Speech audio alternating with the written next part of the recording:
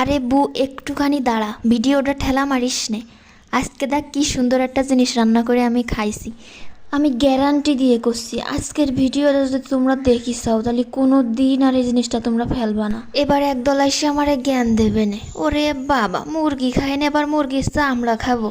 ওরে আমার আদরের ঘরের দুলালি, খাওয়ার সময় মুরগির হাড় কেন ভাগে পাও না, এখন চলে আসো আমারে কতি যে তুমি মুরগিই খাও না। মুরগির চামড়াগুলো এইভাবে কাইটে নিয়ে সুন্দর করে পরিষ্কার করে তেলে ভাইজে পেঁয়াজ রসুন দিয়ে আদা মশলা বাইটে নিয়ে এত সুন্দর করে স্বাদ করে ভাজি করা যায়। তোমাদের কাছে তখন মনে হবে যে মুরগির গোশ আর খাবো না, এখন তো মুরগির চামড়া কিনে এনে খাবো। আর শোনো, ভাজার সময় তেল কিন্তু কম করে দিবা, কারণ এর চামড়াতে যে পরিমাণে তেল বের হয় সেই তেলে তুমি ভাইজে একদম মশমশা করে ফেলা দিতে পারবা, তোমার বাড়তি কোনো তেল দেওয়া লাগবে না। আবার কথা শুনে একদিন ভাজি করে দেখে নে, তো এখানে কয় প্লেট ভাত তোমরা খাতে পারো এই মুরগির চামড়া ভাইজে।